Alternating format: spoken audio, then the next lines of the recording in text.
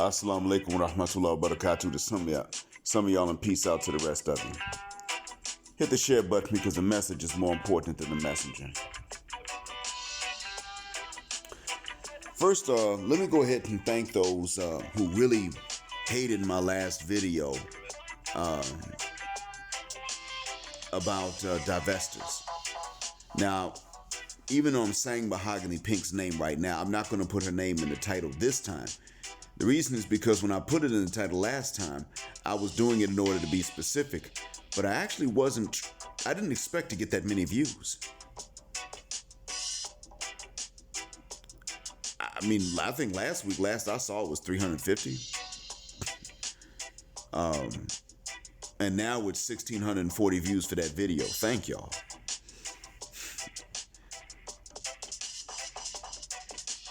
I'm not against sisters divesting like I used to be. And as a matter of fact, I really wasn't against sisters divesting in general. I was only against sisters going straight specifically to Wyatts. Despite that, I would defend sisters. Even today, I would defend sisters when they're being unduly disparaged or even just unduly insulted by non-black men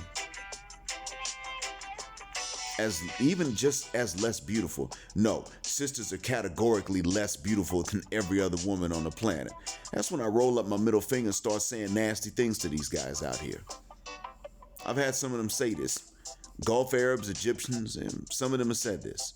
And I've insulted them for it, and I do it again. Because black women as a race are not the problem.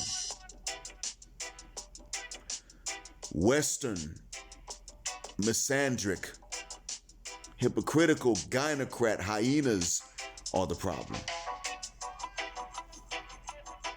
And I've shown that I'm willing to give individuals a fair chance, and I'm willing to give women who defect from the gynocracy a fair chance. Shown that I was willing to do it. Even if it means I lose credibility in the manosphere. And I assume that I did.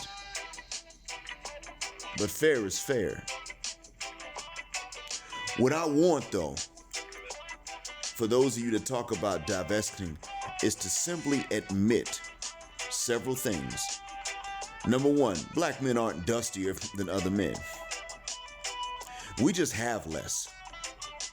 Number two, the black men who can be dusty and be homosexuals, not homo, but hobosexuals,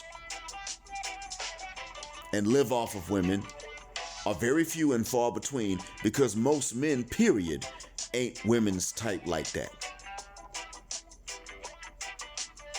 So this means that most black men cannot be the ones that are responsible for the majority of black women's heartbreak. Number two, when a black man or any man does have a broken heart from what women have done, especially if he's black, you don't respect his right to be careful and to have the same reactions and build up the same walls you demand the right to build up and the reactions you demand the right to carry out. You don't respect that. He is to still make himself too available. He is still to be too easy. You're not going to respect anything else. How dare he? Tell the truth.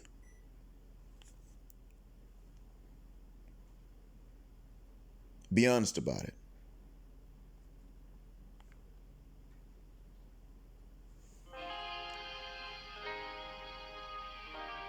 Don't lie about it and say that there's something else to it. There isn't.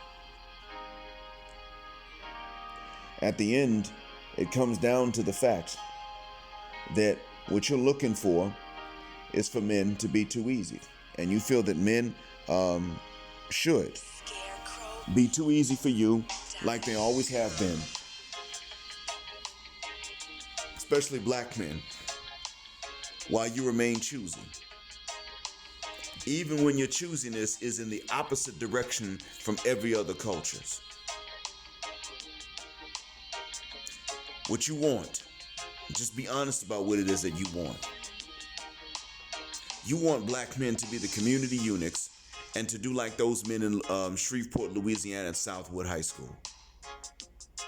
You're looking for men to do those things in exchange for nothing. Matter of fact, those guys were dads for the most part, at least in name they were. You're looking for men that aren't even fathers and who could never become biological fathers because they ain't your type, to turn around and do these same things. And when they won't do it, some of you got upset. You have a right to prefer the man you prefer, so long as you're honest about it. Disparaging black men is the problem. Blaming black men is the problem.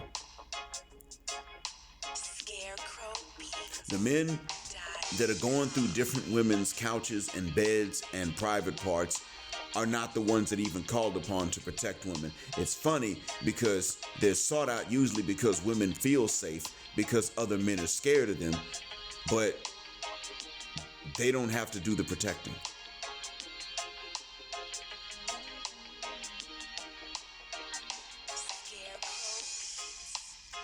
They don't have to do the providing, obviously.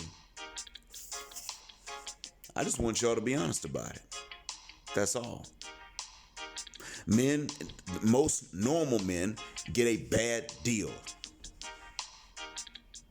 And most white men are getting a bad deal from white women, and most black men are getting a bad deal from black women. Not because women don't like them, but because of the expectations still placed on them by the bulk of women, the same ones of which are not going to pick these men. Take all the responsibilities of a husband and father and none of the perks. That's what it is. All I wanted you to do was be honest. Black men did not drive you away in bulk, in mass.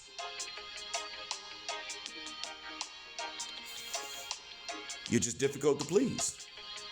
And understand, I recorded that one before April Mason also quit. Now we got 2 matchmakers in the Atlanta area giving up.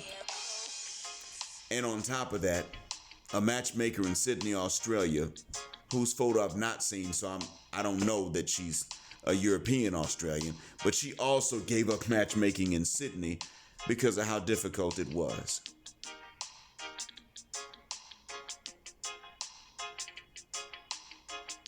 That being said, all I've asked is that you tell the truth about it. Be honest. You were hard to please. And if you're going to do that, then at the very least, keep that same energy for others. Be just as difficult, hyper-scrutinizing, overanalyzing. Not just even though he might be a white, but especially if he is one.